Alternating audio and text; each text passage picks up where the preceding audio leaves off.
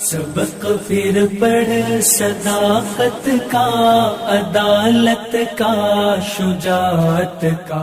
بتاؤں کہ میں آدھی سے زیادہ زندگی میری پاکستان سے باہر گزری ہے. میں زندگی میں ایک دن بھی مدرسے میں نہیں پڑھا، لیکن اس کے باوجود پاکستان بھر کے مدارس میرے ساتھ کام کرتے ہیں. میں پاکستان کے بڑے مدارس، میں وہاں پہ ٹیچر بھی ہوں، ان کے ٹیچرز کو میں پڑھاتا ہوں کہ ایتھیزم کیا ہے، لبرلزم کیا ہے.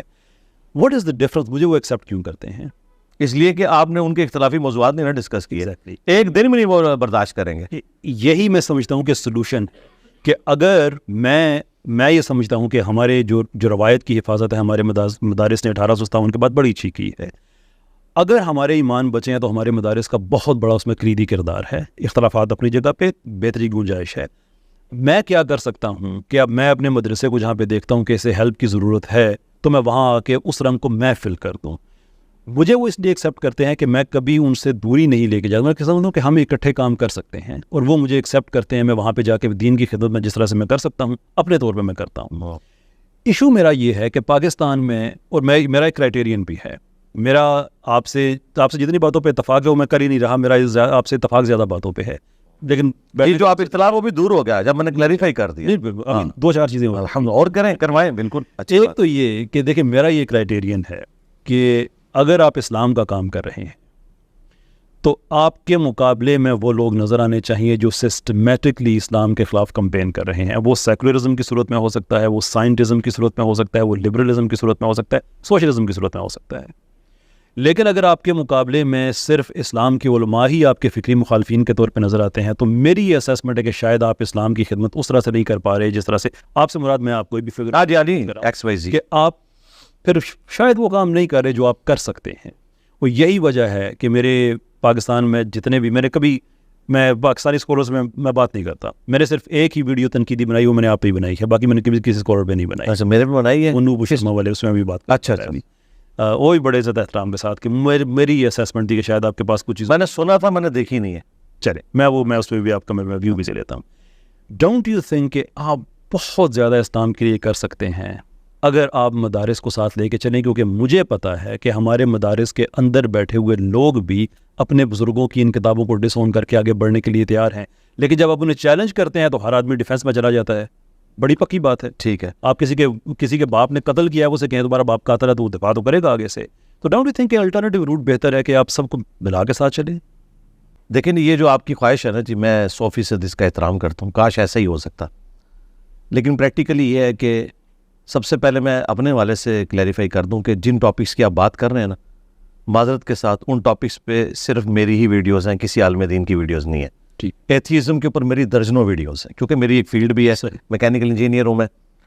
اور اس طریقے سے ایتھیزم یا جو جیوز اور کرسچنس کی طرف سے اسلام کے اوپر جب بھی حملے ہوتے ہیں، میں انٹلیکچولی قرآن و سنت کی روشنی میں اسلام کی پوزیشن کو واضح کرتا ہوں. میں کبھی بھی اس ذمہ داری سے عہدہ براں نہیں ہوا، اور معذرت کے ساتھ جو ہمیں یہ مفت مشورے دے رہے ہوتے ہیں ان کو کبھی یہ دفاع کرنے کی توفیق بھی نہیں ملی.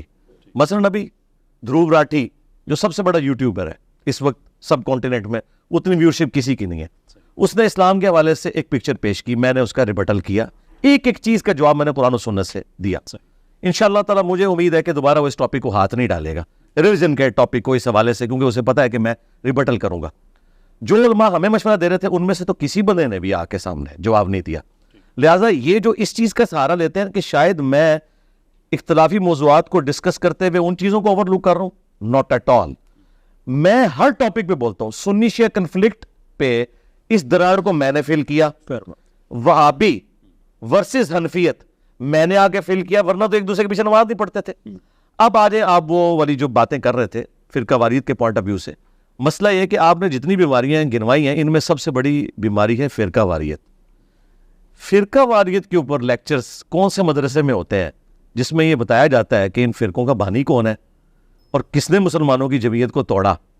جو لوگ یہ کہتے ہیں کہ ہم امین ہیں 1857 کے بعد، یہ 1857 کے بعد امین یہ ہے کہ انہوں نے 1867 میں دیوبند مدرسہ بنایا، اور جو صدیوں سے حنفی تھے ان کو ایک شہر کا نام دے دیا. اس کے بعد آ کے 1903 میں منظور الاسلام بریلی میں مدرسہ بنا منظور الاسلام کے نام سے، اور کروڑوں لوگ بریلوی بن گئے.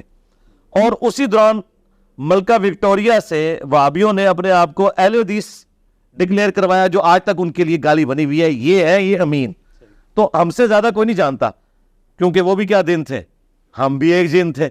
آج ہم دیو ہیں, جنوں کی بھی پیو ہیں, کیونکہ میں سارے فرقوں سے نکلوں. میرا پورا بلٹ اپ 31 سال بریلویت میں ہوا ہے, اور اللہ کے فضل سے انورٹڈ کاماز میں کبھی کسی اہل حدیث و دیوبند کی مسجد میں جانا تو دور, ہمیں یہ بتایا گیا تھا ان کے آپ دروازے کے آگے سے گزرے تو گستاخ رسول ہیں. ٹھیک ہے, 5 سال انجینئرنگ یونیورسٹی میں رہا ہوں, میں نے دیوبندی امام تھا, اس کے پیچھے ایک نماز بھی نہیں پڑھی. جمعہ پڑھنے بھی ہم دور جایا کرتے تھے. یہ ہے امین اس روایت کے, یہ ہمیں انہوں نے ہمارے بڑوں نے سکھایا تھا. آج اگر یہ ماڈریٹ ہو گیا نا, اس میں کسی عالم دین کی کوئی کنٹریبیوشن نہیں ہے. کنٹریبیوشن ہے ان علماء کی جو ان سے متنفر تھے. مولانا مودودی کسی مدرسے کی آؤٹ پٹ نہیں ہے, ڈاکٹر اسرار, احمد دیداد, ڈاکٹر ذاکر نائک. یار یہ جو روایتوں کے امین ہے, یہ ایک بندہ نہیں پروڈیوس کر سکے جو فرقہ واریت کے خلاف بولے. الٹا یہ کسٹوڈین ہے, اور اگر کوئی ایک آدھ بیان دے دے تو کہتے ہیں میرے بیان کو سیاق و سباق سے ہٹا کر پیش کیا گیا, میرا کہنے کا مطلب یہ نہیں تھا, نہیں میں تو اس طرح ہی ہوں, میں ادھر کھڑا ہوں. یہ ان کی حالت ہے. رہ گئی یہ والی جو ممی ڈیڈی باتیں ہیں کہ جس سے ان کے مفادات پہ ضرب نہیں پڑتی, اور پنجابی میں کہا جاتا ہے کہ دم پہ پاؤں نہیں آتا, تو وہ باتیں تو یہ سن لیں گے. اس طرح کی باتیں تو ہم بھی کریں گے, لیکن اصل مرض جو ہے وہ فرقہ واریت. جب تک ہم اس کو ایڈریس نہیں کرتے, باقی چیزوں پہ ایڈریس کرنے سے اس کی آؤٹ پٹ یا تو ہمیں بتایا نا کہ جی فلاں جگہ یہ سب لوگ بیٹھ گئے, پیام پاکستان لکھا, 1800 علماء نے سائن کیے, نیو ٹی وی پہ میرا پروگرام چلا, ساروں کے نمائندہ علماء بیٹھے ہوئے تھے. میں نے کہا یار یہ اتنا موٹا آپ نے پیام پاکستان جو جمع کیا ہے, کیا اس میں لکھا ہے کہ تمام فرقے مسلمان ہیں؟ کہتے ہیں نہیں جی. کیا یہ لکھا ہے کہ ایک دوسرے کے پیچھے نماز درست ہے؟ کہتے ہیں نہیں جی. تیسرا میں نے پوچھا ہے ایک دوسرے کو چندہ دینا جائز ہے؟ کیا یہ لکھا؟ کہتے ہیں نہیں, یہ نہیں لکھا, اور بہت کچھ لکھا ہے. میں نے کہا پھر آپ نے کچھ بھی نہیں لکھا. پیام پاکستان تو یہ ہونا چاہیے تھا, اگر آپ فرقہ واریت کے خلاف کوئی کام کر رہے ہیں تو یار یہ 3 جملے نہیں لکھ سکتے. یہ چاہتے ہیں کہ ہم اپنی وہ آئیڈینٹی بھی قائم رکھیں اور پلس اتحاد امت ہو جائے.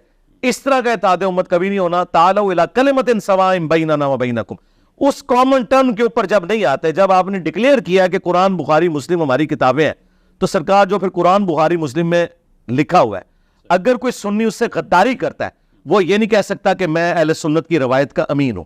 اہل سنت کی روایت کا امین وہ ہوگا جو ان کتابوں کو ساتھ لے کے چلے گا. اور اگر وہ کہتے ہیں کتابوں کو چھوڑو, آپ ہمارے بزرگوں کے فتوے لو, تو بھئی تمہارے بزرگوں کی تو عزت ان کتابوں کی وجہ سے کی تھی. جب تمہارے بزرگ ان کتابوں کے غدار نکل آئے تو ان کی بزرگی تو ویسے ہی ختم ہوگی ہمارے نزدیک. دیکھیں اسلام میں تو آپ چیلنج کر سکتے ہیں, وہ تو ایشو نہیں ہے, دیٹس فائن.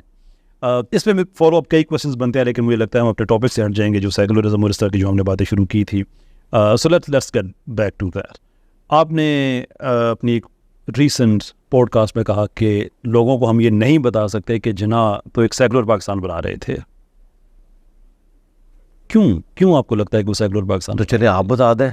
میں آپ کو بتا سکتا ہوں وہ سیکولر پاکستان نہیں بنا رہے. اچھا, کون سا پاکستان بنانا چاہ رہے؟ اسلامی, ایک پروگریسو اسلامک ڈیموکریٹک بنا. بس وہی اسی کے لیے ہم نے وہ ٹرم ڈیوائز کی تھی نا. لیکن پروگریسو انجینئر صاحب یہ تو نہیں ہو سکتا نا کہ آپ جو ویل اسٹیبلش ٹرمز ہیں وہ یوز کر کے کہیں کہ نہیں میرا مطلب اس. میں نے بتایا یہ ٹرمز جو ہے صوفیاء کے ہاں بھی یوز ہوتی ہیں وحدت الوجود کے نام سے. ہمارے استاد بھی اسلامک ڈیموکریسی کے نام سے کرتے تھے. اب ڈیموکریسی خود کفر ہے تو اسلامک ڈیموکریسی کون سی ہو گئی؟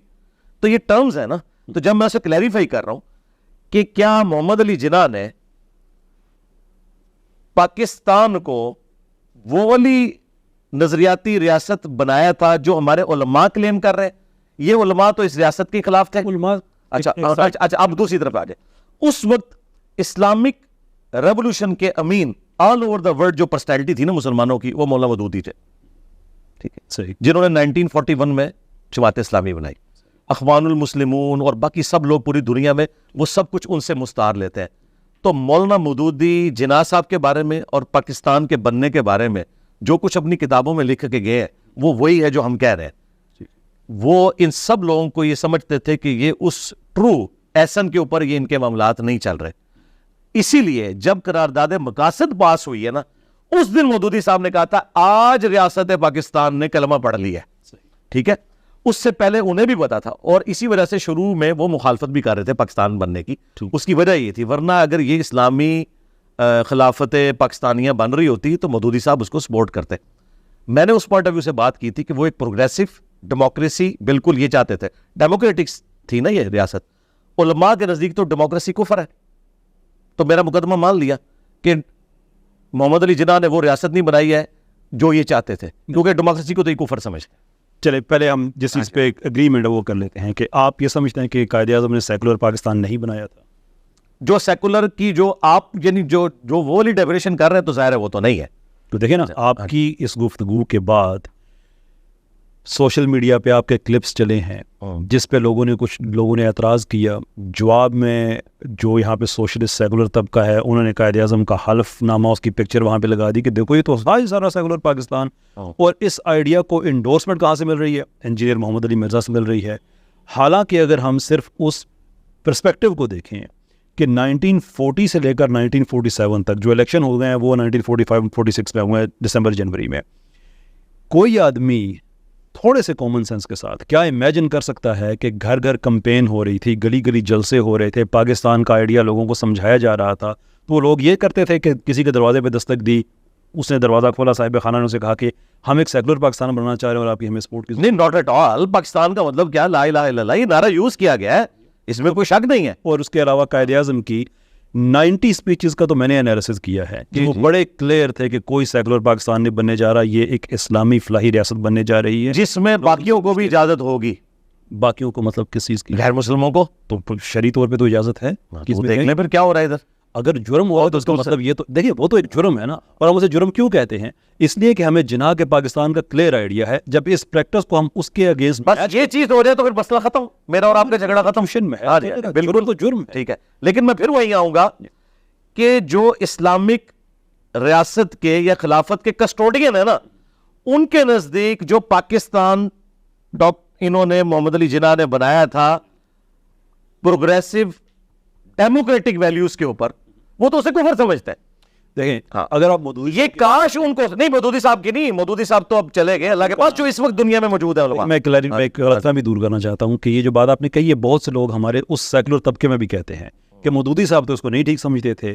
سوال یہ ہے کہ کروڑوں لوگوں کی محنت جو کہ ایک اسلامی ریاست بنانے جا رہے تھے ورسز مودودی صاحب کا یہ اختلاف ریاست کے قیام پہ نہیں, میتھڈولوجی پہ کہ جس کو آپ اسلامی کہتے ہیں وہ اس سے بہتر ایسے ہو سکتی ہے. جی جی جی. یعنی کہ وہ بھی اس کو یہ نہیں کہتے تھے کہ غیر اسلامی ہے, وہ یہ کہتے تھے کہ اصل میں اسلام یہ ہے. جی جی. اور اس کے بعد جب پاکستان بن گیا تو یہ مودودی صاحب کے الفاظ تھے کہ اچھا آپ نے اسلام کے نام پہ ریاست بنا لی ہے نا, تو اب اس کو اسلام کے نام پہ چلائیں. یعنی کہ وہ کبھی بھی یہ نہیں کہتے تھے اسلام کے نام پہ نہیں بنا, وہ یہ کہتے تھے کہ آپ کے پاس وہ لیجٹمیسی نہیں ہے, آپ کی وہ آپ تحقیق نہیں ہے اسلامی کہ آپ وہ بنا سکیں وغیرہ, کہ آپ باہر سے پڑھ کے ہیں. ٹھیک ہے, وہ اپنی جگہ پہ ایک اور بات تھی, پر دیٹ از ناٹ ٹو سے کہ جو آئیڈیا تھا کہ ہم نے اسلامی ریاست بنانا ہے اس میں کوئی کمپرومائز تھا. تو اگین میں یہ چاہتا ہوں کہ آپ کی طرف سے بالکل کلیریفائی, یہ بالکل میری طرف سے کلیئر ہے, اور اس جملے کے ساتھ کلیئر ہے کہ جو ہمارا مذہبی طبقہ جس کو اسلامی نظام کہتا ہے اس کے تحت تو بالکل پاکستان نہیں بنا ہوا. جسے یہ اسلامی نظام کہتے ہیں یہ ڈیموکریسی کو کفر کہتے ہیں, یہ کہتے ہیں خلیفہ اوپر آ کے بیٹھے گا, اور وہ جو جس طریقے سے ان کے نزدیک تو ابھی بھی کفر ہے. ہاں میرے نزدیک تو مسلمان. تو خلافت میں کیا ایشو ہے؟ سبق پھر پڑھ صداقت کا, عدالت کا, شجاعت کا, لیا جائے گا تجھ سے کام دنیا کی امامت کا. سبق پھر پڑھ صداقت